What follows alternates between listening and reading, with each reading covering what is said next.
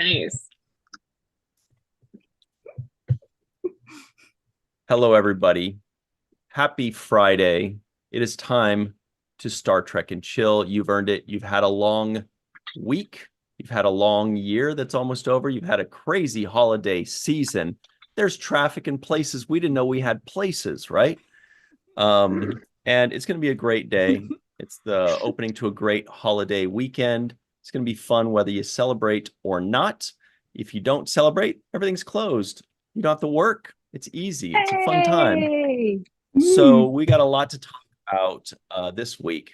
It's going to be amazing. We're going to talk about Star Trek Prodigy. We've got the co-showrunners. Kevin and Dan Hageman are in the news talking about Star Trek Prodigy, as is the other co-showrunner for season 2, Aaron J. Waltke, who will be joining us today in about 15 or so minutes. In Prodigy language, that's like warp 3. I'm not sure how that translates, but we also have some strange new worlds in the news. We're going to talk about some Orions. If you want to talk about some Orions, because I sure do. Melissa's trying to get us to talk about Star Trek pets. I'm not too sure about that. I feel like that. I love pets. Oh, come on. I love pets, but I feel like it's always the same ones that kind of win and dominate. And the same. Okay. Yes, cheese. Okay. Got it. Okay. Anyway, we get it.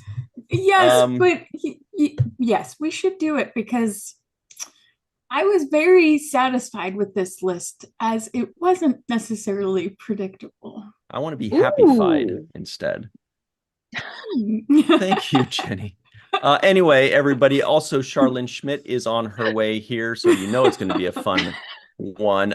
Meteorologist Katie could make it. She's feeling a little under the weather, but under the weather. What am I saying here? She's a meteorologist, but she's probably in the live chat, so make sure you say hello to her and give her some well wishes. Also, can you believe this? Jenny R. Johnson's here with us today. Oh, that's me.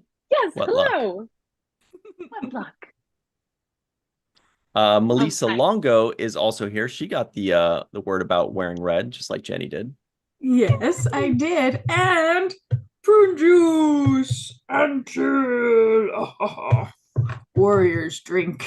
Everybody, the Warriors drink probably Gatorade the most, to be honest. But in Star Trek, so let's see. Melissa is wearing a prune juice and chill shirt. You can get your very own prune juice and chill shirt. It's freaking amazing at the Star Trek and Chill online store. At the description box below, there's a link. Click on that link. Get your very own prune juice and chill shirt. Any kind of size, any type of shirt, and especially any color. Also, look what Jenny R. Johnson's wearing. She's wearing an emissary shirt. It's down here. Yeah. It's gorgeous. Melissa Longo makes those. You can get your very own emissary shirt at theintrovertedrepublic.com. Just click on Walking Art Made by Melissa, and it's all there. And I'm wearing, my name is Ryan T. Husk. I'm wearing a Lambda Quadrant shirt today, which I think is pretty cool because it's doing funny things with the green part on the green screen. It is cool. Everybody loves the Lambda Quadrant. Check them out, lambdaquadrant.com, and our good friends over there. Let's get up into this. Hey, Ceiling Fan is in the live chat. That's Imo Radke out in Northwest Germany. I think it's Northwest Germany. Good friend of ours.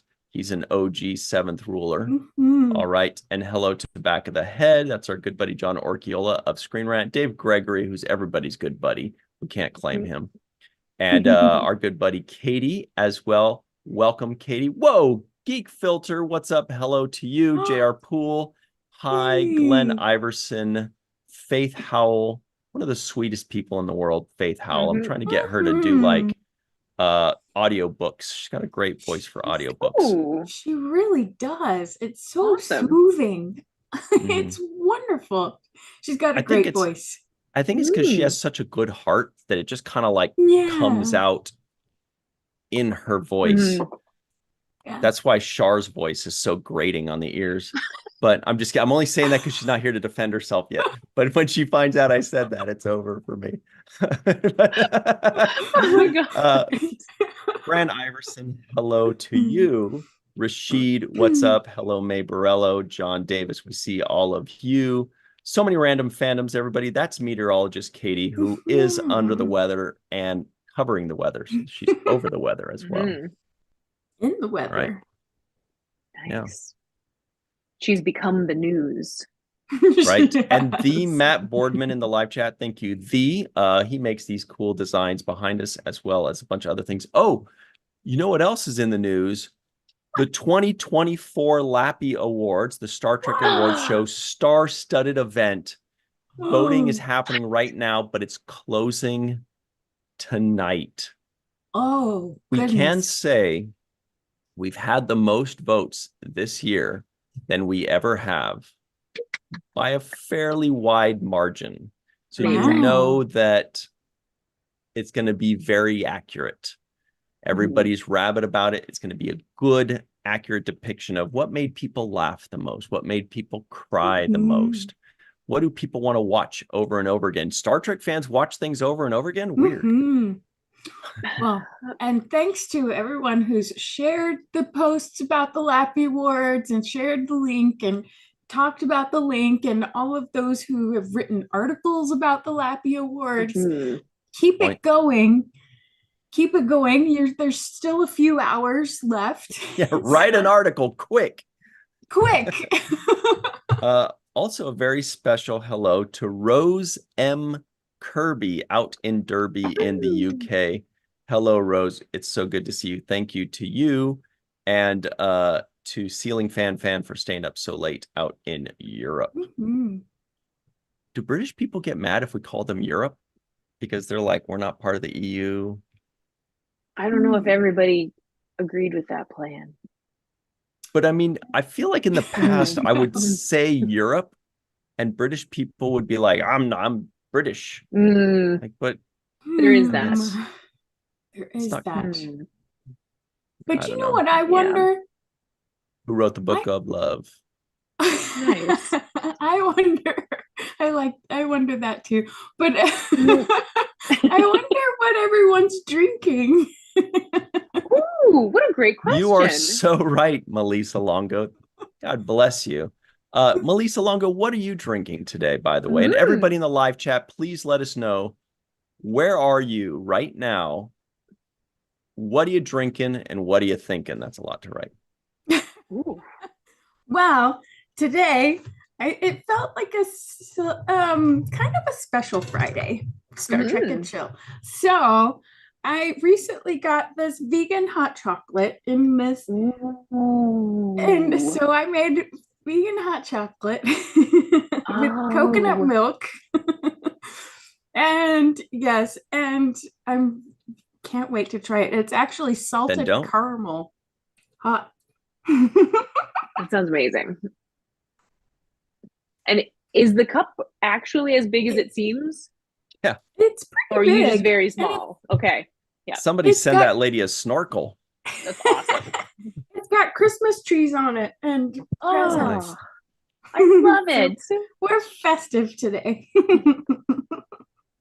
What about you, Jenny? What are you drinking today? Ooh, well, I've gone back into my non-alcoholic beer selection, and this one my sister brought to me from Ontario, Canada. Yes, brewed in Ontario, Canada. It is Burdock non-alcoholic lime ghost, and it is delicious.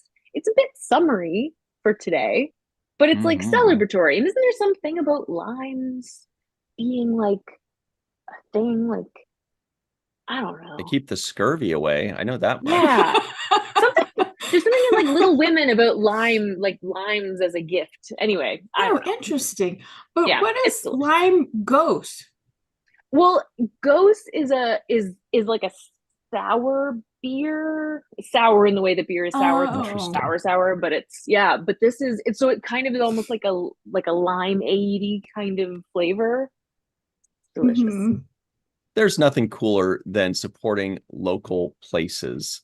And that little local brewery out in Ontario, that's really cool of you. And we're all jealous. We want to try it. Or is it a brewery if it's not? I don't know. It is. I don't know. Oh, and it's got salt too. Salty. Salted caramel. Yeah. Salty pork. Limes and salt. Gimli's best line. Salty pork. So I also, like Melissa, decided to hot cocoa it today in my Nice. cool Oh, Star Trek perfect. Prodigy mug. Mhm. If you're a Amazing. lefty, then you can see Janeway. Oh, awesome. Aw. Now, this chocolate came from a hot chocolate tin that might be 2 or 3 years old. So I'm assuming hot chocolate still That's stays legit. good, right? I can't It's imagine. good. Yeah. It's good. Yeah. And I'm using almond milk, unsweetened almond milk, because that's a good Nice. thing. Mm-hmm. And I just found out that almond milk apparently, like dairy milk, can actually overflow I didn't know that. If you know how Oh, if you you overheat it boil and it? it goes Yeah. like Yeah. bleh, and it's like really annoying. Apparently this can do that too. I just did that. Mhm. So can coconut milk. Just so you Nice. know. Try them all. See what happens. What about oat Mm. milk? Will it happen to oat milk? Oat milk's my Pretty favorite. creamy. It's actually really Me too. good. I Mhm. love oat milk. Me too. I have it Mm. with my cereal in the morning. Oh, this is So- so But it's the most good. expensive. It Mhm. is. I remember there It was a is. place right by my house, or about half a mile. That's just a little under a kilometer, Jenny. And it was called Fresh and Easy. I used to call it French and Sleazy, which I thought was Mhm. very funny. They didn't. And they had 12 different kinds of non-dairy milks, like oat Whoa. milk, sunflower seed milk, obviously almond milk and Whoa. soy milk. There was hemp milk, coconut Oh, yeah. milk, like Nice. dandelion. I mean, it was just like the weirdest Yeah. things. And so obviously you're like, I got to try them all. That's Cashew. fun. And then they went cashew. Yep. Don't let me cashew drinking all of it though. and then it went out of business, and now it's a car part store. That's Oh, very no. sad. That's Bummer. very sad. So anyway, let's talk about what is in the news, you guys, Yeah. because there's some crazy stuff happening. The first of which is Star Trek Prodigy, okay? You know that in just a few days, Star Mhm. Trek Prodigy Season 1 will premiere on Netflix, and everybody's going to go nuts for it, including people that have never seen it before.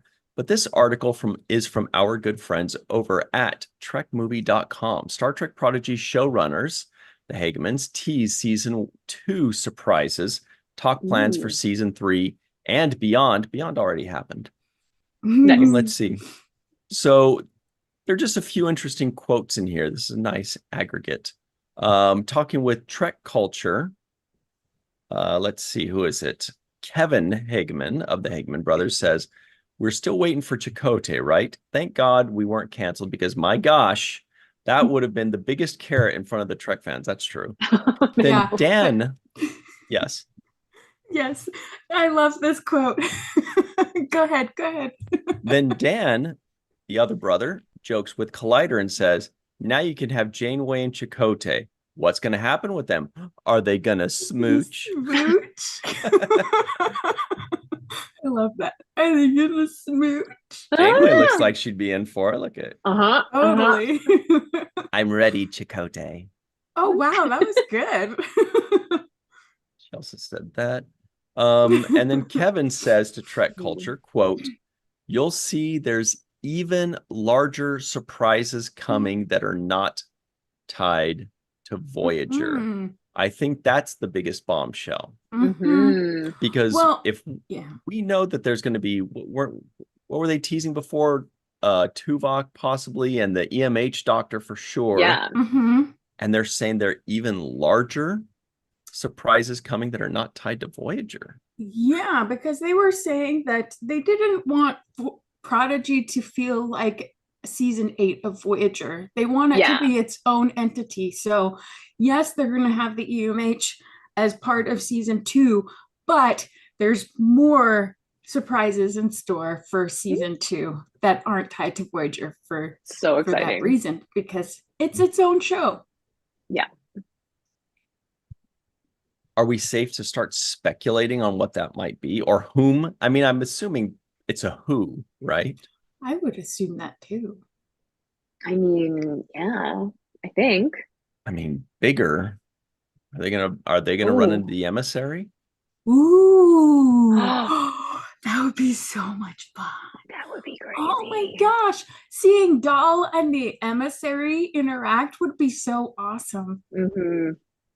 I don't know why that seems so awesome, but to me, it seems wow. It really seemed like there's just so much possibility. And I think I remember them talking about that at the panel in Vegas, just how the whole universe is available to them. The whole alpha and beta quadrants, the gamma quadrant, Deep Space Nine. You know, there's also, by the way, in the news that Discovery and Warner Brothers Discovery, sorry, they're like one big thing, and Paramount Global might be merging. So we'll definitely have to talk about that a little later. Because that's like, when that news dropped, it kind of broke my brain. I was like, wait, I don't understand if this is good or bad or what I'm supposed to do. I don't know how to address this. I don't know what it means. I immediately went to Larry Nemechek's Twitter and I was just like, nice. tell me what to think, Larry. Great. And you tell us when we get on that, because I was going to ask you more, but I'm like, wait, we got to focus here. It's a focus group, if nothing else. And then they go on to say, in season 1, the kids steal a ship. In season 2, they earn a ship. They're in a much bigger world now that they're in Starfleet. Another quote is, "There's no definitive end. Are we making season 3? No. But can we make season 3? Yes. I think a lot of this has to do with what type of appetite there is for Prodigy." Another quote by Kevin says, "There's threads of what's next. If we're lucky enough to go to season 3, I'm really excited about where the show can go. We wrote this thing to go 7 seasons at least." Yes. Yeah, that's cool. So there's a lot to unpack there. First of all, there's going to be at least a or multiple bigger surprises ahead in season 2. Maybe it's Captain Kirk, voiced by William Shatner, right? Maybe it's the emissary, because with animated stuff, it can be anybody. It really doesn't matter, right? Who else could it pop? Sulu, but we've did we see Sulu in Kobayashi Maru? No, we did not. Very, very short treks. Yes. Wait, he was in that. Very short trek. Very short trek. Who else? Scott Bakula. Oh my gosh. Yeah. That I would love to see. Phlox. More Phlox. Yeah, Phlox talks. So that's really interesting. But then also that obviously we can kind of assume this, but they're confirming it, which is that there's a chance that they'll be making a season 3, kind of dependent, it seems, on fan reaction, which, why wouldn't it be? It's about numbers. If Netflix sees big numbers, they're going to be like, all right, give us more big numbers. Here's money. Do it. Well, they talked about it in another interview, the Hageman brothers, that they were excited to release it on Christmas Day because that's when the audience was greater. They initially did that with Troll Hunters and were hesitant about releasing it on Christmas Day. But then they found that they had their biggest audience that they had ever had for Troll Hunters. So he was like, or one of them said that they were completely wrong in their assessment on releasing it on Christmas Day initially, because now it's a huge thing. And Netflix, I believe, is pushing Prodigy as the focus show for Christmas Day, which is awesome. And speaking of which, look who's here. Writer, producer, co-executive producer, co-showrunner of Star Trek Prodigy, Mr. Aaron J. Waltkey. What's up? Oh, cool shirt, by the way. Yeah. Wearing a Bozeman Phoenix's shirt. Yes. How are you? Yeah, I am a writer producer on season 1 of Star Trek Prodigy, which is coming out in just a few days on Christmas, and I am co-executive producer and co-head writer of season 2. Ooh. That's Um, got it. It's a lot of yes, titles. yeah, I believe you me. Mhm. Nice to see everybody. Hi. So good Yeah. seeing you. So you may be surprised to know this. What are you drinking? Oh, this is Polar a ice? Trader Joe's sparkling lime. Oh, good choice. Yeah. Lime. I- What am I telling? Yeah, right? Yeah, I hear lime is sort of a celebratory flavor. So Right. Lime. That's what Jenny said. Weird. Perfect. You know, Thank as you. I get older, maybe I'm the only person here, but let's just real quick before we get back into Prodigy talk. As I get older, I like lime flavored things more. Now, I Mhm. remember when I was a kid, I'm like, give me red. Whatever the Huh? red candy is, just give me red. It looks really crazy. And then I would see like old people, they'd be like, I like the lime flavor. I'm like, you can have all of the lime. Take lemon while you're at it, dude. What is there? Yeah. If there's a grapefruit one, grab that. But now I'm like, lime's pretty good. Lime's kind of yeah, That is it's pretty good. chill. Good what was it? There beverage. was, I feel like there was a phase where red soda was huge, where like there Yeah. was Code Red, it was like Oh Mountain God, Dew Code yes. Red. Yeah. Was it Josta? I think that had kind of a red flavor. Yes. Yeah. Josta with the Black Panther on it. We've spoken of Yes. this Oh, one I think before. yes. I think it Yeah, was Yes. loaded that's with some mind altering substance like guarana or yep, something. Mhm. Guarana from South America. Yeah. Yeah. Yeah. I used to drink that every day after school. For some reason, my vending machine at my high school had like a vending machine that was stocked half with Josta. So I may have been Wow. single-handedly keeping Wild. that particular line going. So, by the way, Aaron, thanks so much for jumping on and hanging out with us. We really Mhm. appreciate you and your time. And the people in the live chat are also saying hello, including Dr. Muhammad Noor says hello Yeah. to you, by the way. Hey. Woohoo. All Yay. right. And Awesome. everybody else in there, Faith Howell's going nuts. That's a lot of exclamation points from her. So, Aaron, we're just reading a Trek movie article, which seemed to be like an aggregate of a lot of interviews that have been going on the last week or two with a lot of quotes. Some of them were notable. Some of them were confirmations of things we already kind of expected, like the big one. Hey, if you guys want a season 3, there's no guarantee it will happen. There is a guarantee it won't happen if we don't push the shit out of it and click it and watch it and do all this stuff. So Mhm. a big numbers probably doesn't guarantee a season 3, it seems, from a fan's point of view, but we have to, if we want a season 3, we have to really Mhm. boost those numbers, right? Yeah, I Yeah. mean, I can't speak to the probability of anything because we're in a very weird time right now where anything is Yeah. possible and everything is permitted. But what I can say is, and this shouldn't feel like a revelation, but if people watch the show, that's how you get more show. Like, you know. That's it. Right. Yeah. And Netflix, they are very supportive of the show. They're excited to have it on their network. So, we'll see how Mhm. it does, and if it does well, they can order more. So we'll see. That's awesome. Yay. Mm-hmm. So, and maybe you can't speak on these things, and obviously if you can't, just let us know. But there was one quote that we were reading. I believe it was Kevin Hageman said in a Trek Culture interview. He says, quote, "You'll see there's even larger surprises coming that are not tied to Voyager."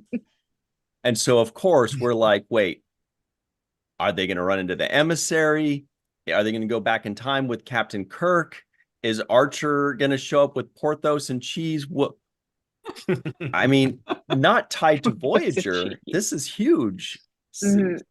Yeah, I mean, it's something that the Hagemans and myself have said for as long as they've let us talk about season 2. But I think even at Star Trek Las Vegas this year, what we've always pretty much said is that our show starts with Voyager and works its way backwards, insofar as we view it as a sequel to all of Star Trek. Mhm. And Oh. it's all a shared universe, and I think Terry and his crew on Picard just started to scratch the surface of that. And Yeah. Mike McMahon obviously very much plays in that realm of like, look, all this crazy stuff happened and all these, it's all connected.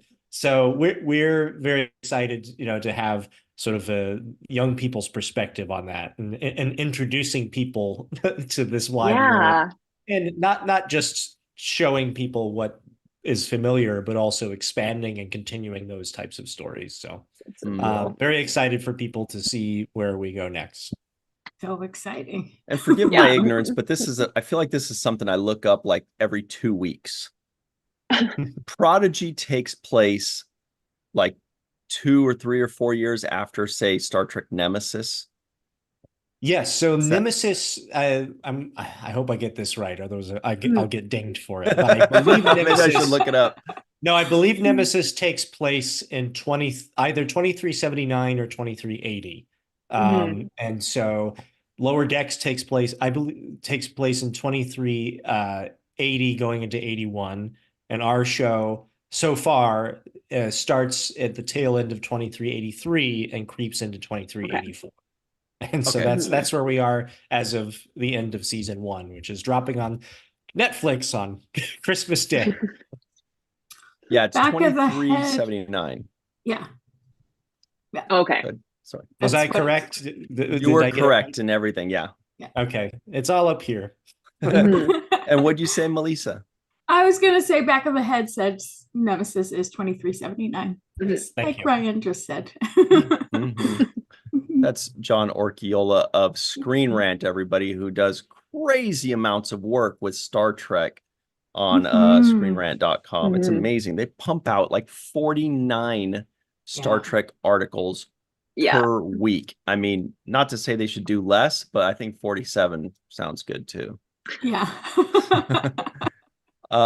Okay, so Aaron, season 1 of Prodigy, as we know and we've mentioned, is going to drop in just a few days on December 25th. If there are some people, Star Trek fans or non-Star Trek fans, watching this right now, what would you tell them to convince them? Like if they were like, yeah, I was thinking about watching it, but isn't it kind of animated? I don't know if I want animated, and I'm, is it really, is it canon? All those kinds of weird questions. What would you tell them to convince them check it out? Well, first I will say it is absolutely canon. There are many connections to other shows that go both ways, as you will see. That it is 100% not only just revisits your favorite lore from sort of the 24th century Star Trek, but also expands that lore in that wide open canvas of post Voyager sort of stories. As far as the how to interpret this show, it's really a show we made for everybody, young, old, and everybody in between. I think Rod Roddenberry says it's a show for 2-year-olds and 92-year-olds. Yep. It could be anybody can enjoy this. We always love that kind of, I guess, pun intended, 4-quadrant storytelling. Where everybody can watch it and get something out of it. You had a lot of movies like Jurassic Park and E.T. where like there's a lot of wonder and heart, but also there's something the adults can really get out of it with the action and the character development. So that's kind of the vibe we're going for, very much sort of Pixar adjacent. So I think that if as an adult you're curious, I promise you there's something there for you too. And I've heard that from numerous people saying, yes, the show, I wasn't sure about it, and then I watched the first season and I'm completely hooked and I love it. So that being said, the premise, I'll pitch it very simply for those who may be curious, is as follows. There in Star Trek in general, there's always this principle of like we boldly go out into the unknown and see strange new worlds and civilizations, and this is the first show that starts at the opposite. It starts with those strange new worlds and civilizations, and they with a crew of aliens who have heard very little, if at all, about the Federation and are far outside of the utopian society you've come to know and love. but stumble across an abandoned Starfleet ship with mysterious origins, which helps them set a course towards Starfleet, first as a means to escape their difficult situation, but they gradually fake it till they make it and come to embrace the very ideals that Starfleet represents, and set a course straight on till morning, hoping to one day find a new life among the Federation. And I won't spoil it if you haven't seen it yet, but you should definitely follow their journey because there are a lot of surprises. And at first, it might seem like it's very distant from everything you know about Starfleet and Star Trek. But very quickly, you realize we've pulled a little bit of a sleight of hand, and it's actually about as intensely Star Trekian as you can imagine. It just starts in a place that's surprising and unfamiliar, and then gradually unfolds into the greater universe that you know. So that is Star Trek Prodigy. Check it out. I think you will really dig it. And it is a show that I'm told binges very well. So Yes. they're 22-minute episodes. You could bang the full 20-episode season. By the way, we returned to 20-episode seasons. So for you Star Trek fans out there, Yes. if you want more 20-episode seasons, watch our show so you know that they want more. Absolutely. Hey, everybody. Our pal Charlene Schmidt has joined us. Here she is. Hello. Hey. Pardon me for being tardy this week. Nah. It's all right. You're wearing a cool shirt, though. I should tell you, Charlene, at the official Star Trek Prodigy White Elephant Exchange, or the Yankee Swap, I guess, we all had like gifts, and my gift, which was the prized one, was a collection of your Star Trek Prodigy soaps. That what? Amazing! Wow, that's so cool. Oh my god, so cool! That's awesome. Our season 2 writer and writer assistant wound up winning them, and she loves them. So that's so good to hear. Wow, that's cool. Awesome. So look up boldly. Is it?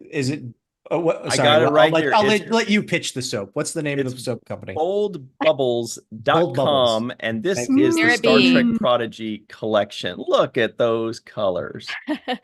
That's what I have for now. I actually had a very decent holiday season. I've got low supplies on a lot of soaps and sold out of others. Awesome. But more is coming on the way. I still need to do a Dal, and I still need to do Jankum Pog. I have an idea for Dal, and I don't know about Jankum Pog yet. So if y'all have ideas you want to pitch, now's the time. That Neelix soap kills me. Like it's so clear what it is. Like I know. Had to do the chef hat. Had to. I was making weird shapes one day, and I thought I could make Neelix's chef hat. I'm gonna do it. That's how these things happen. Smells like viola root. Hi, everybody. Hey. That's so I love cool, that Aaron. the Murph soap glows in the dark. That was a surprise to me when I ordered That it. is pretty. That's Murph 2.0. Yeah, because you gave me the prototype at Star Trek Las Vegas, and I thought that was cool on its own. And then I ordered the new one, and it glowed in the dark. I was like, what is this? Yes, Murph has superpowers now. He just needs a little bit of time to charge, and then you can go on adventures with him. Yes. Trying to think if I ever showered in the dark, but I think that this is the right excuse to start. Right? By the light of Murph. Right? Not you have to let me know how luminescent exactly Murph is. Like I'm not responsible if you have any injuries or anything like that. No lawsuits, please. You can't get anything out of me soap anyway. is blinding. I can't. So speaking of Prodigy, let's get more into a little bit more of this Prodigy talk. It seems to me, upon watching the first 20 episodes, by the way, that's so cool. You know what I was thinking about today, actually, as I segue from my segue, was I think that when I'm thinking about how many seasons Prodigy should have, okay, I'm thinking, okay, look, Discovery, Star Trek Discovery tragically ended sooner than expected. 5 seasons, 65 episodes, right? I believe it's going to end up being 65 episodes. So if Prodigy were to get 65 episodes, that's roughly 3 or a 4th season. Now, if we're going for runtime, though, then Discovery's got like 65 hours. Exactly. So that would be like, Mhm. you know, I should have done the math ahead of time. But Well, Overrated. basically, the give me short like answer 10 is seasons. two episodes of Lower Decks or Prodigy is about the same length as a traditional quote unquote hour long. That's why in the business they say 22 minutes or 44 minutes, because it's Right. about 22 minutes of content plus what, 7 minutes of commercials plus. So that Yeah. would be 130 episodes, right? Which would be 6.5 seasons or 6 or 7 seasons. So then I'm like, okay, so 1 or 2 more seasons or 4 or 5 more seasons. Let's just cut it in the middle and say 5 seasons total. So 3 more seasons, 100 episodes. I think that's fair. Or more, or many more, but I'm saying Or that's a more. minimum. That's a You're floor. right. That's our floor Yeah, where absolutely. we start. The minimum. I mean, Yeah. in the age of streaming, I will say 5 seasons is very good. Absolutely. So who knows what the future holds? It really is in the hands of the Trek fandom that's hidden out in every nook and cranny of the Mhm. Netflix universe. But we'll Mhm. see. I feel like we're all very excited for these brand new audiences to finally get a taste of this. But you know what I was Yes. going to It's actually really say cool. before I got sidetracked by myself was I noticed watching these 20 episodes, Aaron, that you guys do something that kind of feels like a lost art sometimes. There's a lot of great television writing out there, and there's some that feels less so. But you guys do such a great job of focusing on character. That's Mm. what's important. That's what we care about, whether we realize it or not. We're watching shows because of character. That's what we get addicted to. That's what we get hooked on. That's what we think about. That's what we cry about. That's what makes us laugh, is the character and the character development. And not only do you have a 20 episode story arc and maybe a 7 season story arc written out, but each character has their own personal story arcs. And can you just tell us all the importance, or if you guys set out specifically wanting to focus on character? Yeah, what I can say is, that we spent the first, I would say, 2.5 weeks before we even broke an episode of Star Trek Prodigy, just talking about character and character arcs and thematic arcs and the story arcs we wanted to tell, not just for the crew, but as each individual characters, where they started, what their unfulfilled want was, and then what that thing was they would realize along the way which is what they needed all along. And in very simple storytelling components, that is how good stories, I think, are told. And so we all took it very seriously, kind of making sure it all tracked, and then we started laying it out in the course of the season. Oh, what are some fun Star Trekky type concepts that could overlap with those character arcs, and then have those pivotal moments where the characters could start to kind of come into their own and explore those particular themes we wanted to with the characters. And that was, I think that is what we used on Tales of Arcadia and Troll Hunters that worked really well for us. And I think it worked really well here too, because I think it's easy just to kind of start with just somebody who has, an interesting personality, and then never really think about who they are and who they might become. But I think in terms of especially serialized or streaming television, people kind of start to expect that, shows. Think about the characters on Game of Thrones, where they started versus where they were in Right. seasons. It's a fundamental transformation. So I think we kind of thought, like, what can we do that would be this sort of the young adult or family friendly version of that, starting with very simple, coming of age stories and going from there. Well, and I think that's why it translates so well for adults like me who don't have children but love the show so much and are invested in these characters, and not just the characters by themselves, but the relationships that they have with each other and how they rely on each other. And they've built this community in this small group, and that is vital to have each piece of them, each one of them involved in solving a problem. And I love that they don't rely on one hero, and that's wonderful to see, and refreshing, actually. So Yeah, and that's something that I think Ben Iban kind of pointed out, was that, Star people often asked me and asked him, like, what's the difference between Star Trek and Star Wars? And he said, Star Wars is kind of the story of one, and Yeah. Star Trek is the story of many. I guess to sort of slightly modify the Spock Yeah. phrase. Yeah, that's what I was thinking. Yeah.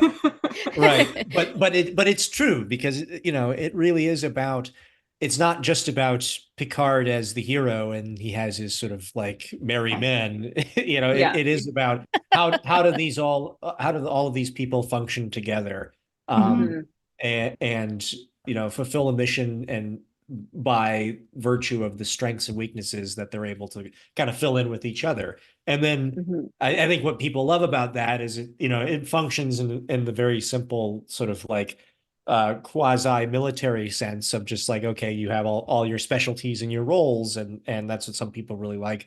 But also I think it functions just on a very simple character sense. It creates an ensemble cast where you can enjoy watching Geordi, eat a sandwich, or Data learn how to take care of a cat, as much as you can them solving some fundamental space problem and reversing the polarity of their tachyon beam in order to close the anti-time anomaly. Right. Reversing polarity, huh? Well, here's something you can't answer, Aaron. Okay. Will we get to see that little Cation baby? That little Cation toddler again someday? Or is I know he's like, well, I can't. You're correct. Can't I can't say. answer that. maybe I should have framed that differently, but I'm sure you can't answer that. That's just my way of saying you guys do a great job of creating other characters that aren't just the recurring characters that we're sticking to. And I'm going to hold on to hope that we're going to get a little, whatever that was, 6-year-old Cation or something like that, that's like super savage and can claw things, or hide in a box or something like that, which would be really cute. Yeah. The room absolutely loved the Cation child, and we pushed very hard at one point. We're like, she should just join the crew. But I think there was discussions that there was already a lot of characters to manage at the time. So. Right. It would be cool though to see her every now and again, just to pop in, see how she's doing. What is she doing with her life? And maybe when it comes to like needing an ace in the hole, like they call on her to come save the day right at the very last lickety split moment. Something like that would be a lot of fun. Well, I mean, her and all of the Tars Lamoran miners did take the Rev 12 and go off on their own sort of voyage. So, right?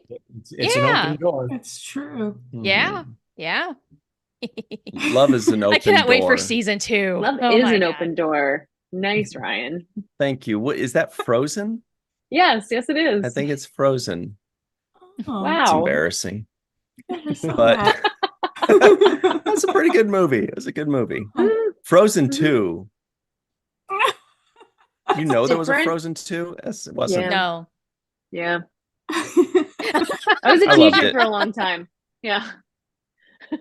Aaron, you don't watch Disney movies? Of course I watch Disney movies. I have friends that make Disney movies. Yeah. Oh, so what's your favorite Disney movie? Oh, interesting. I mean, I grew up in that sort of 90s Renaissance, so it's hard for me to, pick any of those as my favorite, because they're all just burned into my brain as like, this is how movies are. But I will say I had a particularly special attachment to the Disney 60s Disney adaptation of The Sword and the Stone. I really enjoyed that. Yes. Yeah. Like that. When was that? That particular art too is so so of that time. Yeah. That's so cool. I believe I want to say it came out in like 68, maybe something like that.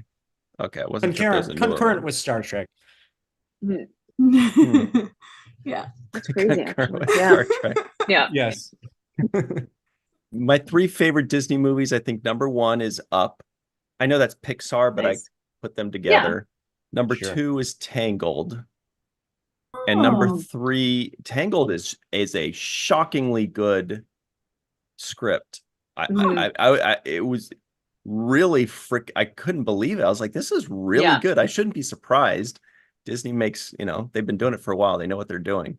And I think the third one was Wall-E, but I've only seen it once. Oh. So Wall-E is wonderful. Mhm. I went into it blind, and I remember getting about the halfway mark, and I was like, I have no idea where this movie is going. no. And somehow they stuck the landing, and it's definitely in my top 5 of Pixar Yeah. film.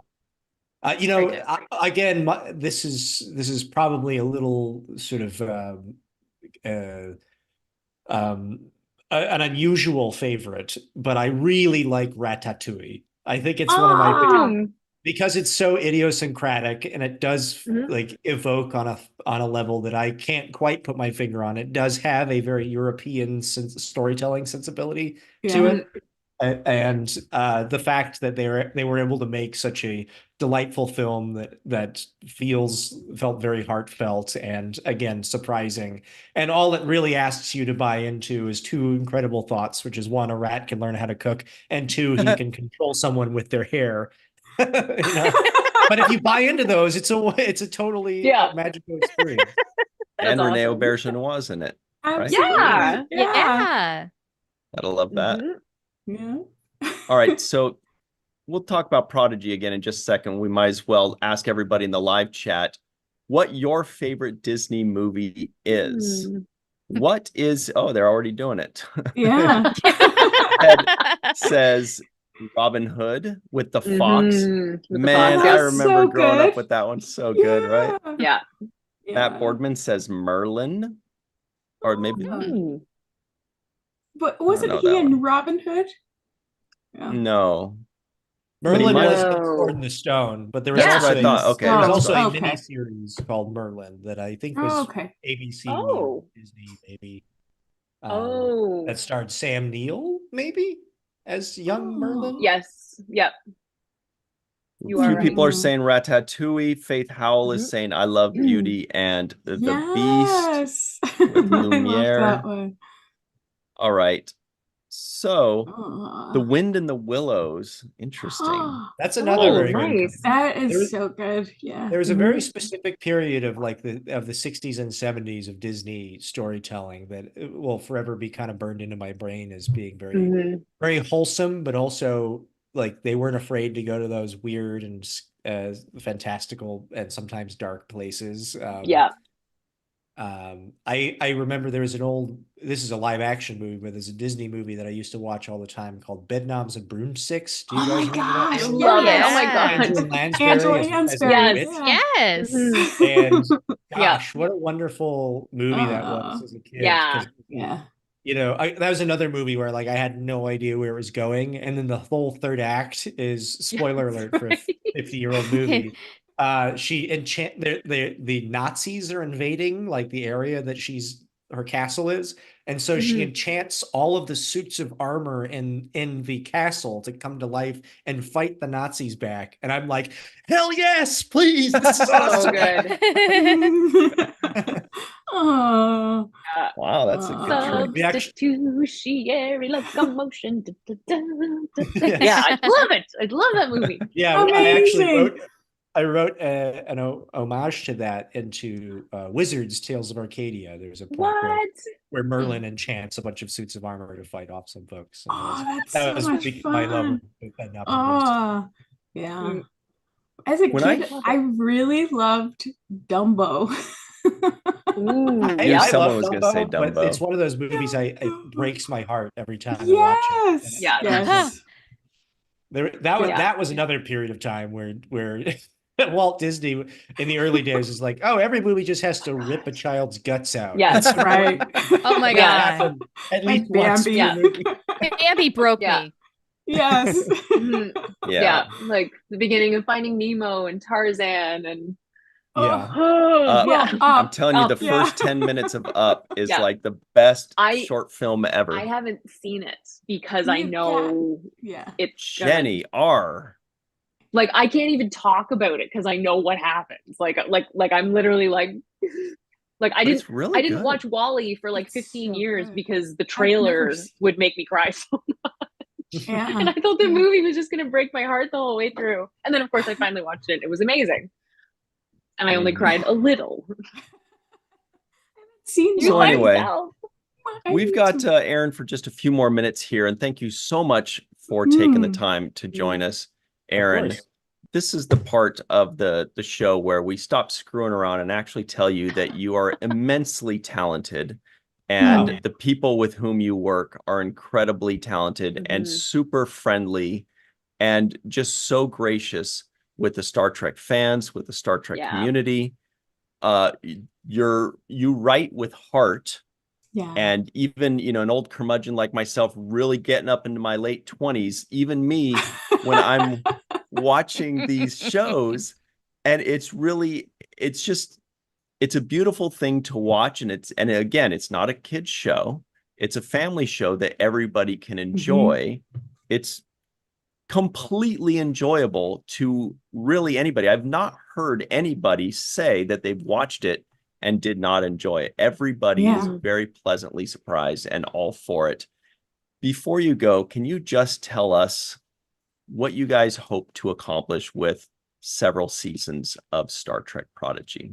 Well, yeah, I mean, I don't think I'm out of turn when I say that the story we set out to tell with the Prodigy crew is somebody that starts outside of Starfleet, finds their way up to the gate, and then sort of step by step, increment by increment, kind of finds their way into sort of a version of academy training, and then becomes a cadet, then an ensign, then all the way up through captain. And that's a story that we've seen bits and pieces of, but never from that extreme to the other. And I think like if we had endless resources, we would love to kind of follow their journey all the way up through them, commanding their own starships.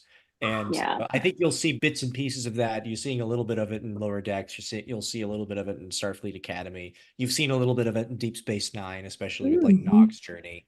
But I think that just following a crew all the way through beginning to end and have that be the central focus of the show was always our intent. And I think I have faith of the heart that we'll get there. Everybody right now is like, is that a hint? Right? Who knows? Was that a hint? Well, I kind of got excited when you said Nog's journey. I'm like, ooh, Nog and Prodigy.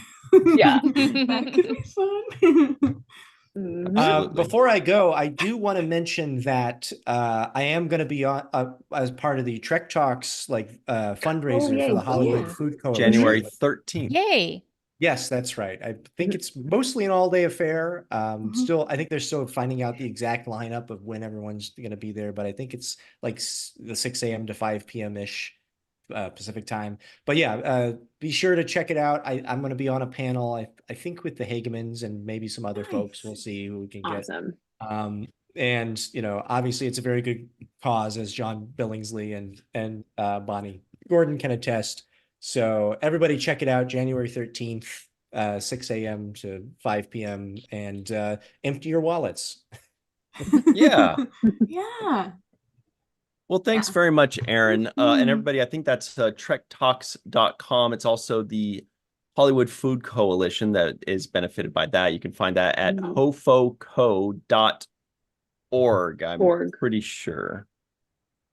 hofoco.org. Nailed it, everybody.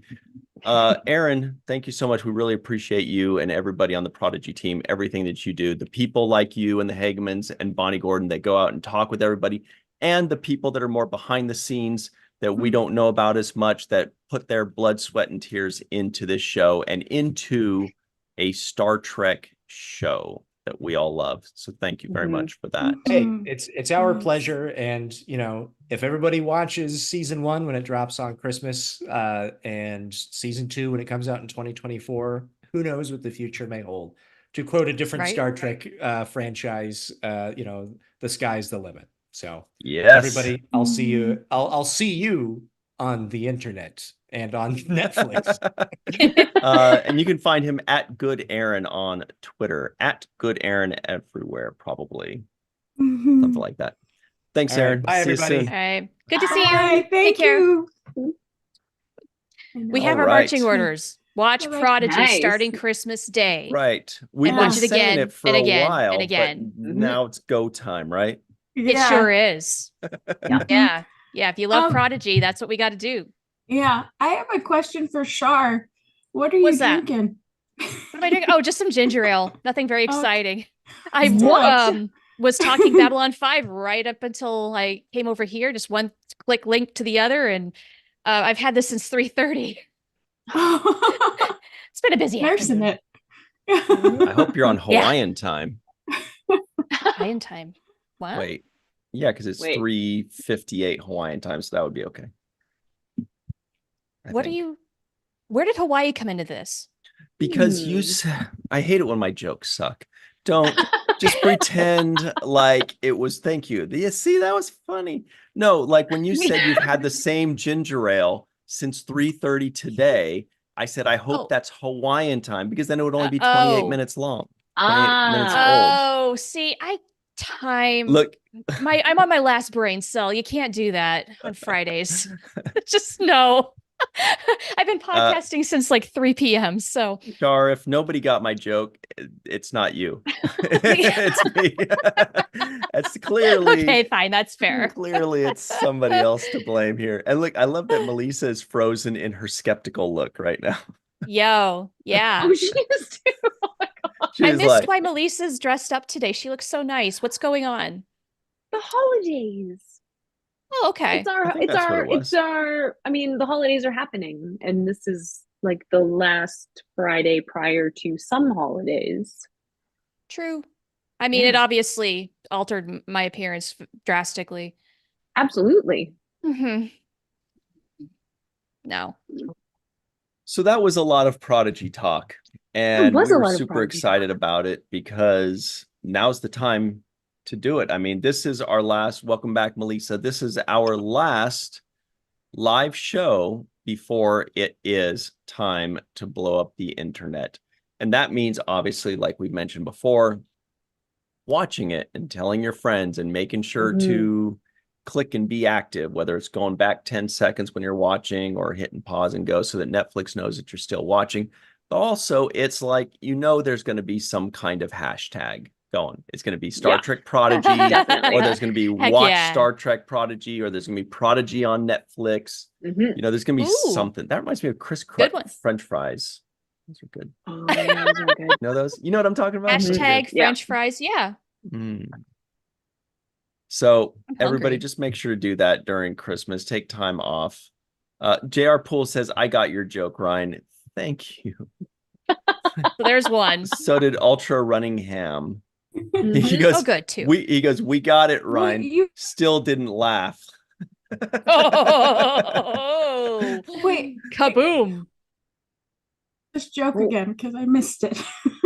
Oh no, I can't. Don't make me tell it again. Don't make me relive my nightmare. Well, Melissa, it's a joke about standard time. Okay. Yeah. When Melissa Timey-wimey. stops breaking up again, we'll tell her the joke and we'll see. It'll be like, Exactly. are you back, Melissa? Kind of. Mm. I think she's stuck in a time zone. I think Yeah, so I think that- too. I don't know if think I'm her- back. You are Mhm. back. Your voice is. But okay. Let's. What are we doing? I'm just watching Melissa's I don't know why I'm so It's fascinated by it. She's in a wormhole right now. It looks like a Mhm. little bit. Okay. Here is the next She's- item up for bid, everybody. It's from screenrant.com. Check this out. It is entitled, I can't believe we're doing this. Is this what we've been? I don't know. What Melissa's are we gonna doing? love this one. I'm so It's- confused. It's entitled The 5 Best Scenes in Captain Pike's Star Trek Strange New World's Kitchen. Oh, Ooh, just in the nice. kitchen? Yes. These are all good Nice. choices then. Just Yeah. in the kitchen. Okay. I already have my number one. For me, my number one has got to be charades. You know, Sure. when the Mhm. dad, T'Pring's dad was being the cutest little guy ever, being so funny, being like, oh, let's play charades or whatever he did. It's very fun. Mm. Okay. It was fun. So, It was a good one. Basically, okay. anytime that they're in there and he's got the apron on, which we love. We love the apron. Right. Maybe that's another soap I should do is the Pike in an apron. Mhm. We And it do just love smells Special like a edition. big a bunch mount of of different gray hair, foods. on top. Ooh.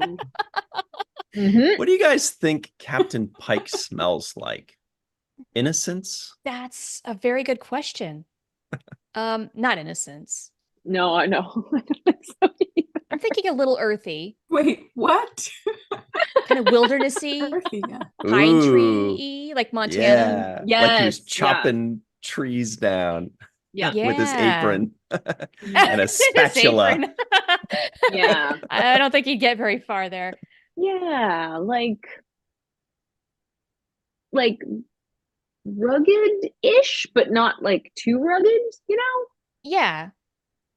I'm gonna have to think L- on this, guys. I like gotta go through what I forest, have and like forest soil. Like, you know, that kind of dirt smell, but when Yes. it's like really good earthy dirt that actually Mhm. kind of smells good. Yeah. Especially like in Mm. the forest, if it gets a little rain or some dewdrops, it's like Mhm. smells rich. Oh, you're Yeah. talking about petrichor, aren't you?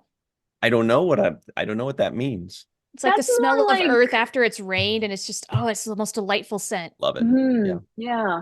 It's a really hard one to replicate too, because I've ordered some fragrances hoping that I could make soap with that Oh. scent. That's not it. No, Yeah. Mhm. not even close. Same thing for like Mhm. rain like scents. It's all, cologne-y, and that's not Yeah. how rain smells. Mm-mm. Right. No, You thankfully know, not. when I No. found that out, that smells were like very different than what they advertised.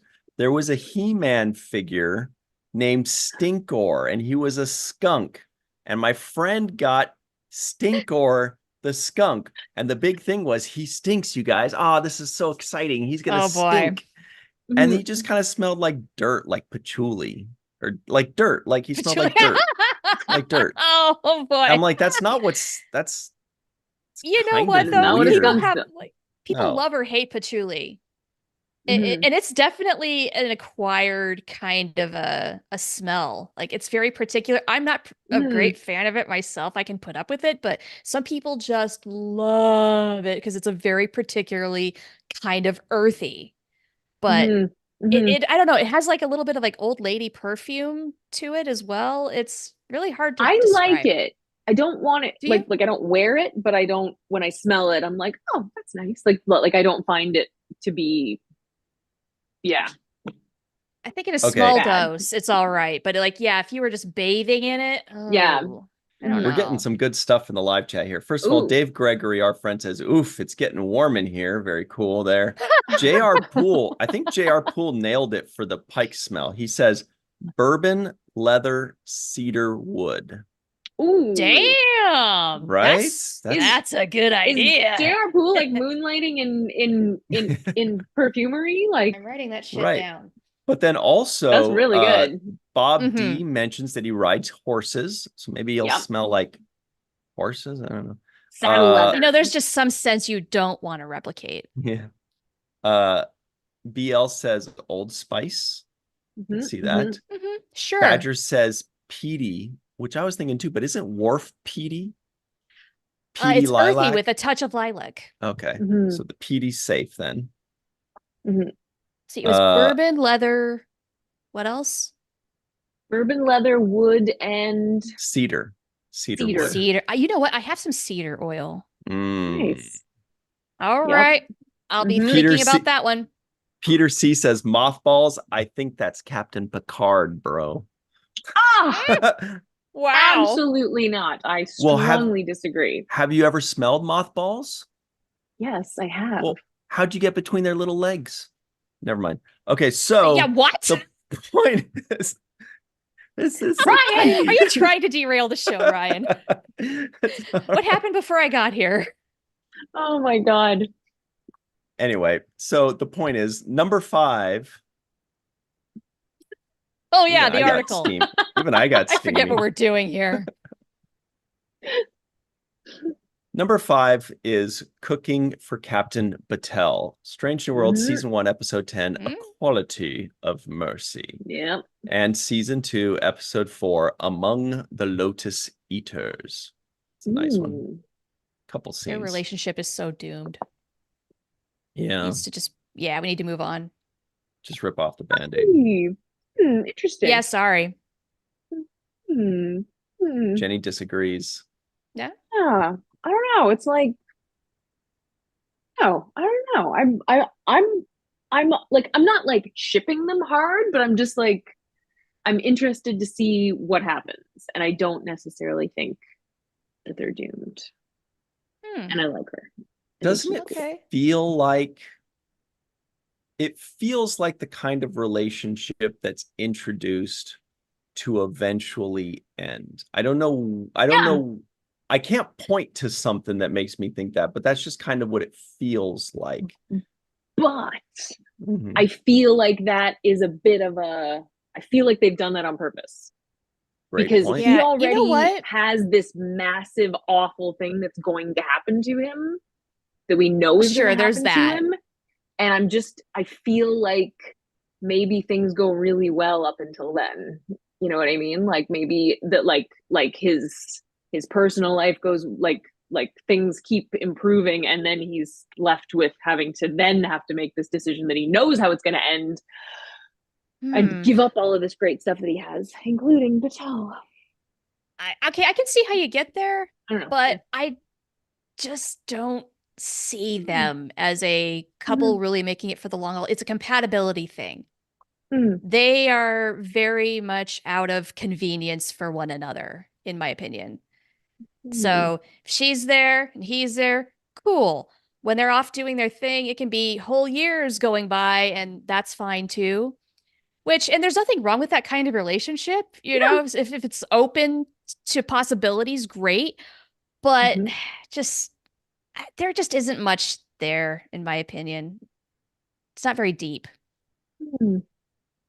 Yeah, I'm very interested in what the plan is, because is there a plan? That's what I'd really like to know. Because if this does happen to get much more involved, I'd like to see it going in some sort of direction, and I just don't see that right now. They're very stagnant. This actually made me just remember that they're talking like they've just started filming again, and they'll be picking up at the end of the cliffhanger. So yeah, like I don't know why I didn't think of that before, but they're filming the resolution, the second half of the episode. That's really exciting, because we're gonna know in a year. It's gonna be amazing. Oh no. Yeah, we gotta wait a whole so freaking year. Oh, it's gonna be painfully hard. The amount of Trek in 2024. Yeah, it's gonna go down a cliff a little bit. Thank goodness we will have a whole season of Prodigy. It's already ready to go. Yeah. Right. Welcome back, Melissa It's time Longo. to do some group rewatches of everything. That'd be fun. So number 4 is Cooking with Spock, and this is season 2 episode 5 charades. So that doesn't necessarily cut out my charades favorite, which was cooking for T'Pring's parents in that same episode, right? So that technically is still in play, I think. Right. Yeah, I think so. And then this episode, we have both Pike and Spock in an apron. Ooh, good point. Yes, it's true. Good point. Oh, look how happy he is. Aww. That's so cute. Great. All right. Number 3 is, I had forgotten about this one. Let's pull this one up. It is, see if you remember this one. Dinner with Klingon ambassador Doc Ra. Mhm. Strange New Ooh. Worlds, Season 2, Episode 8, Under the Cloak of War. This guy right here. Mhm. A lot of tension in that room. Right? Mhm. Mbenga didn't like him, right? No. And Didn't Ortega's he too. murder him? We Yes. don't. Yeah. Potentially, yep. Mhm. Potentially. You guys There's are some right, though. That was ambiguity. right. That was the mystery. Ooh. Uh-oh. Oh, boy. Number What? 2. Uh-oh, what? Oh no. Admiral Pike visits from the Ooh, nice. future. Ooh. Strange New World, Season 1, Episode 10, A Quality of Mercy. Mhm. Mhm. That one's It's kind of not ominous. straight. Yeah. And number 1 is, oh, it's not mine. Oh, You guys have Which one is it? Do you guys have a guess? I'm gonna guess. Uh, What is episode 2? What is the episode title? Features I think it's a Uhura? Children of the Comet, I believe. That one. right, yeah. Yeah, Mhm. first time we with, see yeah, that the apron. first group dinner, yeah. First time we see. Let me see. Okay, well, the reason I know the title of that episode is because that is exactly what it says. Number 1, Hey. Dinner at the Captain's Cabin, Strange New World, Season 1, Episode 2, Children of the Comet. You nailed it, Shar. Ooh. Mhm. That's such a great top that he's wearing. I know, eh? Yeah. Yeah, Yeah. his outerwear collection is top notch. It That's is. It's great color. Looks like North Mhm. Face or something. Yeah. There we go. Yeah, he has good style. He Yeah. does. So that was a fun article by Rachel Hulshult at screenrant.com. Yeah. Good job, Rachel. Good job. Yeah. There's another fun one, Good topic. real quick. Mhm. I thought so too. I mean, you really can't go wrong with that one. I know. What do you mean? Meaning we like discussing Pike in an apron. It's Uh, that simple. Mhm. makes sense. Yeah. So we've also got, this is a fun one. Personally, I like Orions. I think I started Yeah. liking them in Enterprise when they started Yeah. really building them out. Mhm. And there was like this Orion syndicate, and they're like a crime thing. And I was Yeah. super curious, and Mm. we never really get, sometimes they'll even go to Orion for something, but we don't actually get to know what their culture is. But StarTrek.com actually did a nice little article on this. 5 things Devana Hey. Tendi taught us about Orion culture. On a 10. Yay. It's great. Mhm. So, one is a matriarchal society. It's great. Oh, look at these guys. Oh, yeah, when she was pretending to be one of these guys. Cool writing, too. Mhm. And she's a boss walking around telling people what to do Mhm. and doing that giant killer bug battle thing with some other one.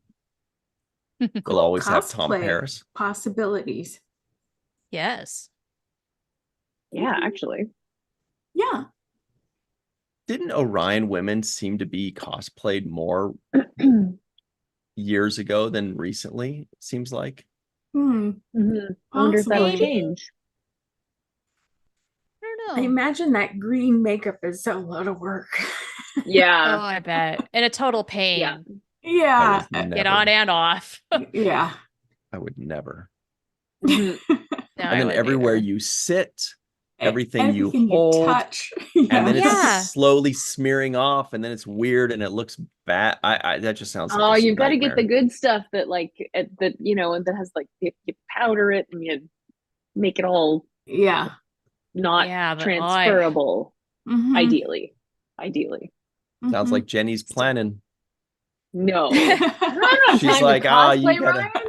Oh my god. If someone builds me a cosplay, I'll wear it, but I have no time. You're too busy painting. I gotta paint. Yeah, that's true. Mhm. I almost was like an Orion a few years ago, and that's why I gave this a Nice. lot of thought. Where I was like, "There's no way I'm going to do that. All that green, everything. I don't care. There's just not worth it." But some people are down for it. They're down for the cause. Oh yeah. Good for them. Yeah, good for them. Troopers. They are troopers. They are brave. Absolutely. Yeah. So the other one is, this is interesting too. This is new.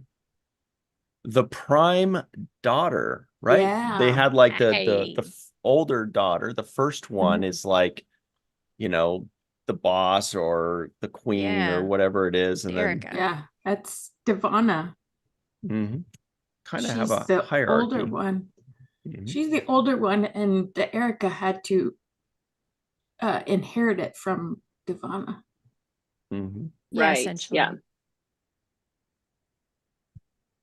The next one is moan heads are a thing. I don't know what this means. Someone Pheromone heads. Pheromones. Ah, yes, Oh, yeah. yes.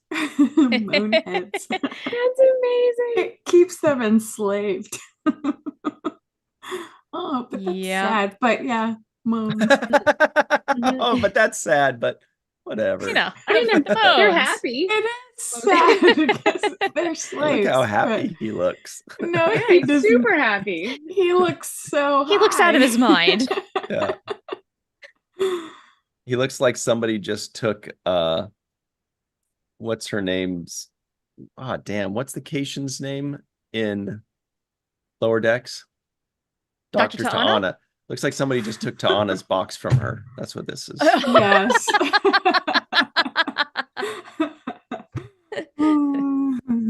Moan heads. All right.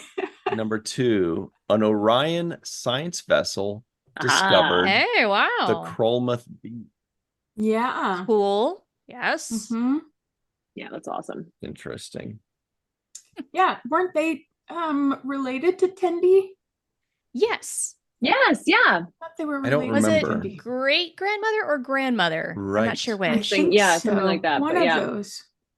Yeah. That's right. That's right. It was one of her ancestors. You got it, Melissa. That's true. I'd totally forgotten that. Those old scientists. And the last one was barter by combat.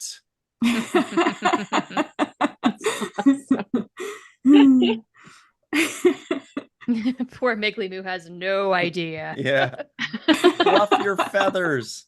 Oh, Fluff your God. feathers. And then this is right here, which is protected by a Trinar shield.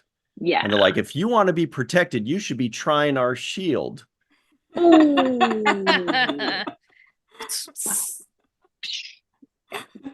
Yes. Yes. Yeah. That was I a have great. to go back and see what jokes I missed because No. reading the live chat. Oh, that joke was so funny. That joke was so funny, but I couldn't hear anything.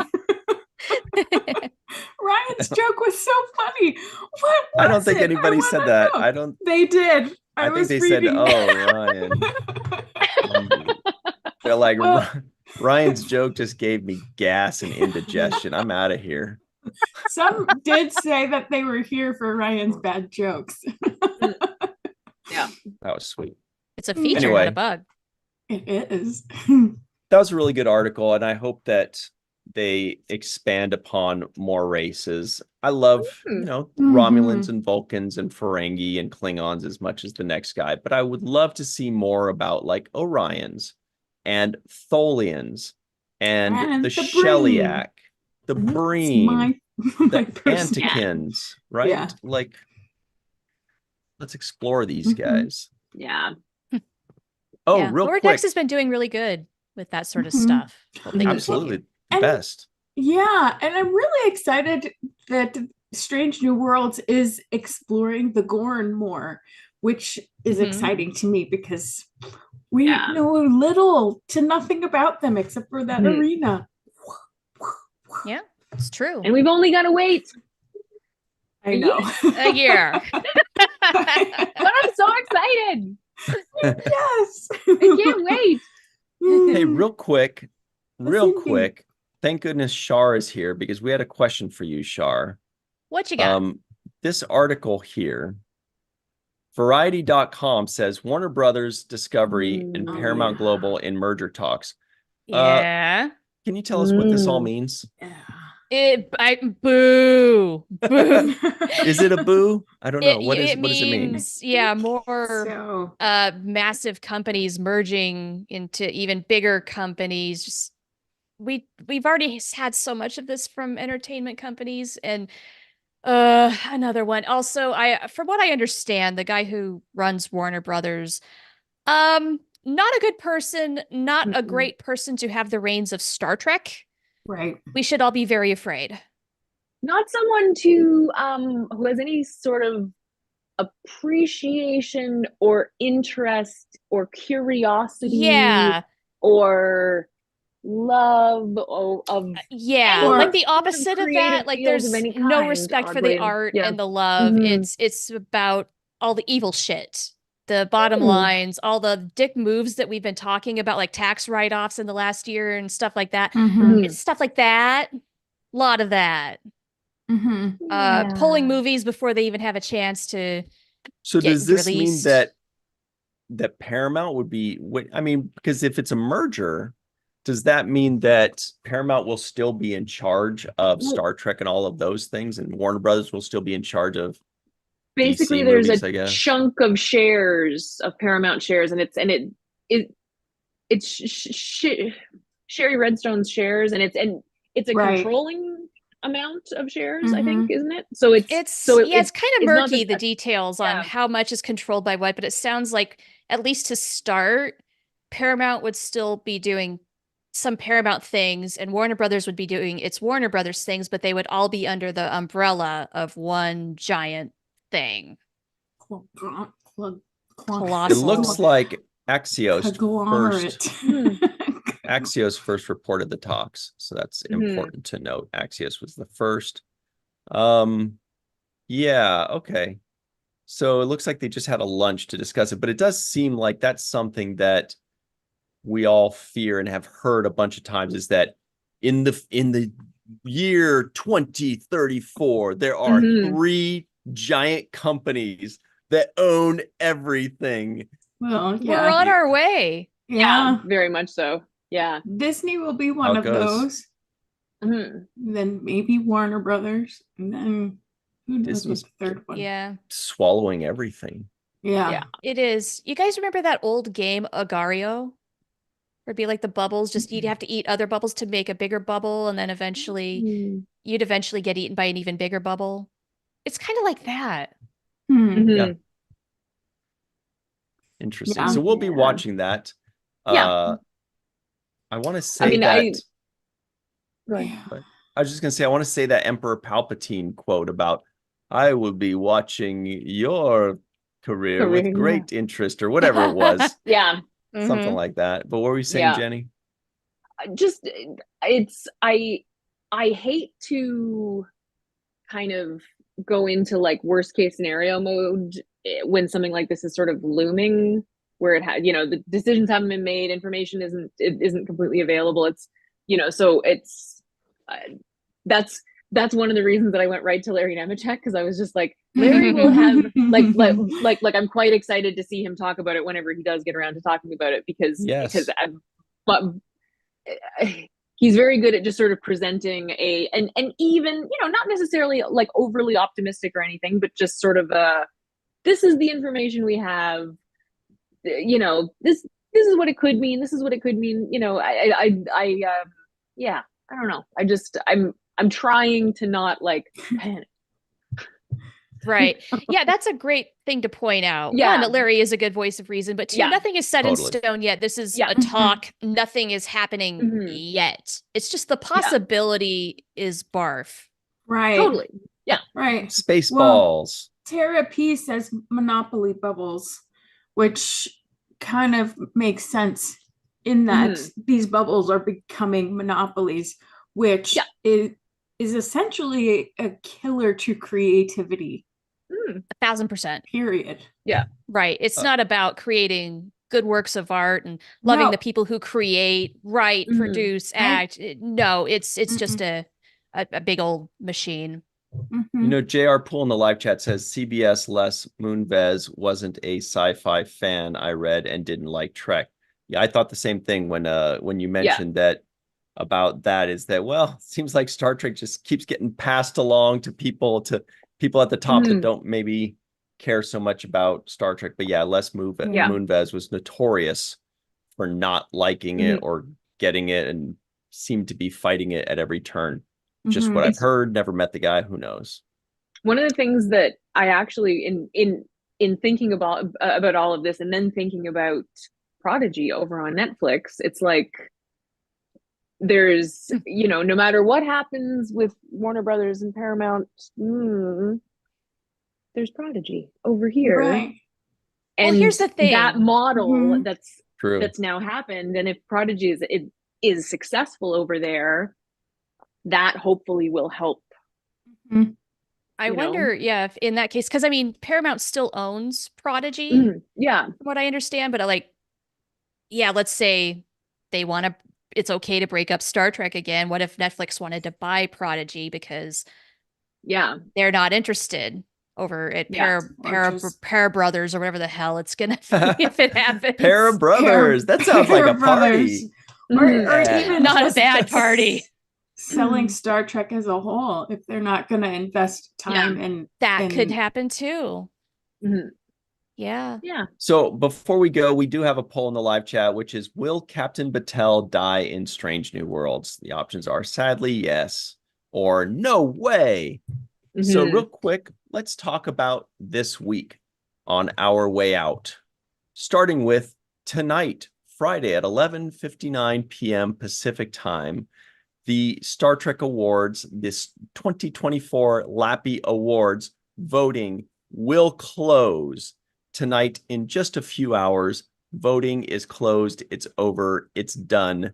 And then we will immediately announce the winners in 2 months at the 2024 live LLAPy Awards, the Star Trek Awards show. It's going to be freaking nuts, but we need a little bit of time, obviously, to have everything tallied and then to gather everything up and then to start contacting people that may be a good presenter for the show or maybe a good recipient on behalf of whatever happens to win.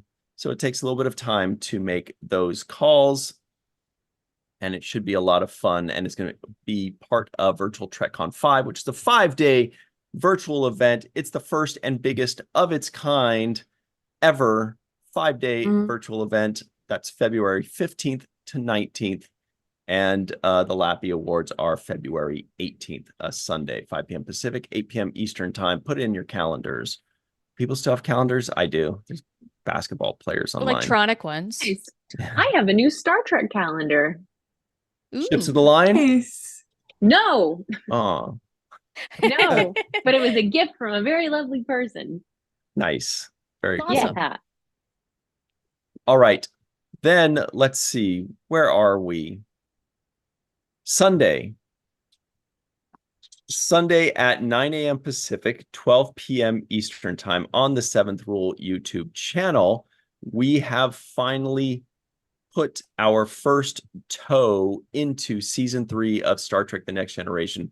Got our first segment review of season 3, episode 1, Evolution, on the Seventh Rule YouTube channel. So check that out.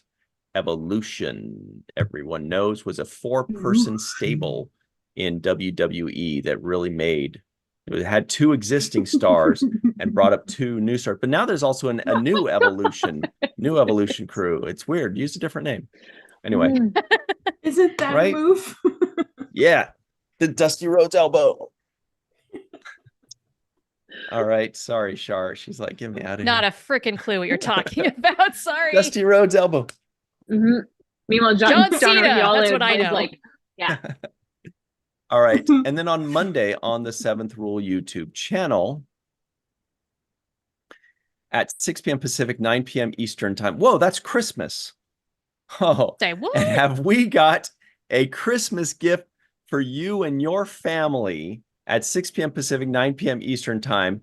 Check out this gem of an episode, our review of Star Trek: The Next Generation, Season 2, Episode 22, Shades of Grey. Wow, you earned it. Merry Christmas, everybody. Merry ho ho Wow. ho. Merry.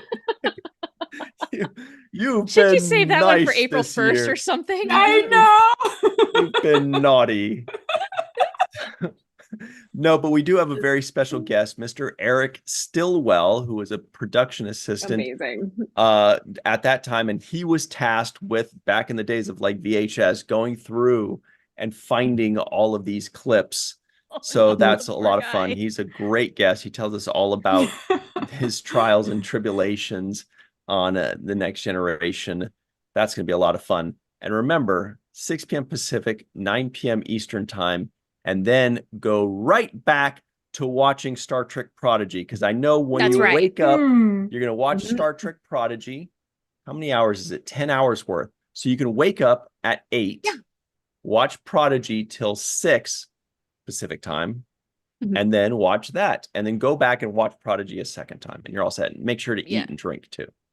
Yeah. And open presents. Ideally. While you're open, Yeah. while you're Exactly. watching.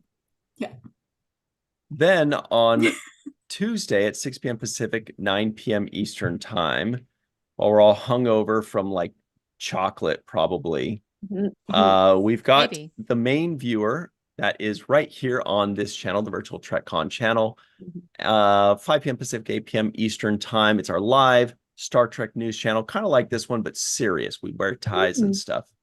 Do you have And Boxing Day in America?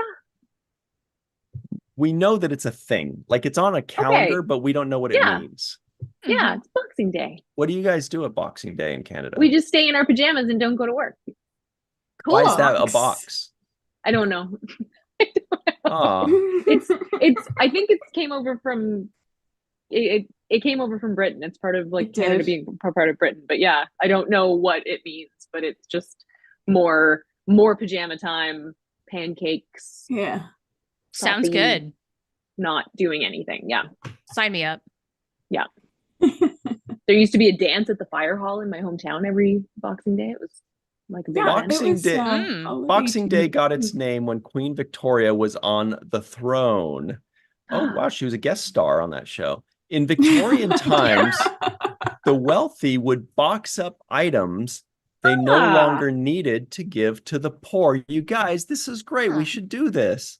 It was a Lovely. day where servants would be given, well, no servants though, would be given No. time off and thanked for their hard work with special box of treats. Okay, so what Huh. that means is the people that work, like say at Mhm. Starbucks or Target or whatever, give them the day off and give them a box of treats and think thank them for their hard work. Perfect.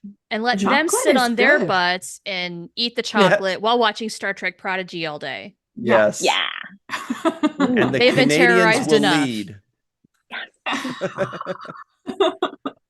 Then on Wednesday at 6 p.m. Pacific, 9 p.m. Eastern time on the Falling Tower YouTube channel. You know, we're doing Family Month, so it's all family shows this month, and we will be doing a very special review of the first episode, myself, Dr. Muhammad Noor, and our guests of Star Trek Prodigy, of course, to help celebrate the launch on Netflix, 6 p.m. Perfect. Pacific, 9 p.m. Eastern time on the Falling Tower YouTube channel this coming Wednesday, the 27th. Muhammad and I will be there. Our very special guests, actor Rico E. Anderson and Yay! Mars Cool. rover scientist Tanya Harrison. Oh, So it's going to be a yay. lot of fun. Awesome.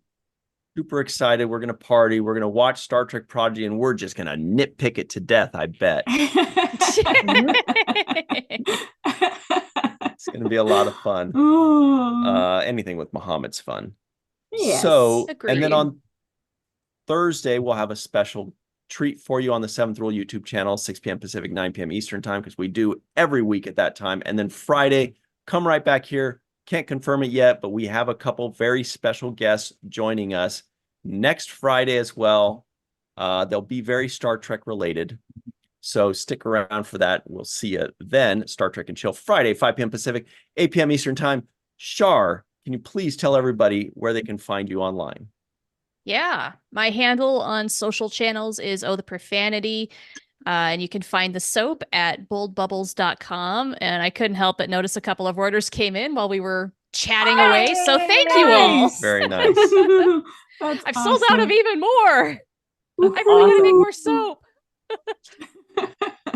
I'll never forgive you for coming up with that idea first. Brilliant. Too bad. So good. Oh, and my brother received his, by the way, that I And? ordered for him. I don't know. He's always texting me. He's like, dude, I'm busy at work right now. I'm like, but do you love it, older brother? He's like, I'll get back to you when I feel like it, you little punk. But I'm sure he loves it. He likes Star Trek I hope too. so. Hope so. Absolutely. Jenny R. Johnson, what about you? Well, Ryan T. Husk. You can find me number one on my website, jennyrjohnson.com. And you can also find me on Twitter, whatever thing, at Jenny R. Johnson. But everywhere else, you can find me at Jenny R. Johnson Art, because that's what I do. I make art. Really Yeah. good art, by the way. Thank you. Oh, thank Shockingly you. good art. That's lovely. Like, Thanks. the Jack Sack says, Yes. get the Mars rover drunk. I don't know what Oh. that means, but it sounds funny. Oh, And then he also but sure. says, Shar is cleaning Yes. the fandom. Yeah, that's funny. That's so awesome. I think we need it. Start Nerds, with their hygiene minds. is good. Dirty. Melissa Longo, where can people find you online and your wares? At Melissa Longo on social media, MALISSA. And the introvertedrepublic.com is where you can get my drawing stuff. And yeah. And the Walking Art Made by Melissa on Patreon. I forgot. On Patreon, there's a story going on.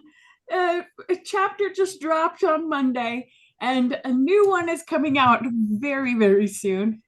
I'm on a roll. So yes. But did you say I'm gonna hurl? No, I'm on a roll. Oh, I was like, what did I swear I did not, but then Jenny and Shar didn't react the same way I did. So I was like, I must have misunderstood that. Not gonna hurl. Did not hear anything about hurling. No. Yeah, that's why I was like, I know I'm wrong about this. Dr. Muhammad Noor says, Merry Christmas and Happy Shades of Grey Day to everyone. Oh. Happy And to Shades of all. Grey Day. What a treat. Oh And my everybody, you can gosh. find me to heckle me online on Twitter at RyanTG Husk. That's at RyanTG Husk, or just virtual TrekCon, Falling Tower, or the Seventh Rule on your favorite social media, but especially right here on YouTube. And yeah, as Melissa Longo points, get your very own Prune Juice and Chill shirt at the Star Trek and Chill online store in any color, or you can get the Bozeman Phoenixes shirt that Aaron J. Yes. Waltkey was wearing. Jenny's got Join one. our team. I Matt do. Boardman's got one. Mhm. I got And one. Orfiola has one too. I've got Prune Juice and Chill. Nice. You got a good color too. All right, everybody. Mhm. Thank you all for joining us. Super fun. Seriously, happy Shades of Grey Day to all of you. And Boxing Day will be fun. We should do, that's going to be during the main viewer. We should do something where we give stuff to people, Ooh, I love it. Yeah, do peasants it. and stuff. All right. Mhm. Thanks, everybody.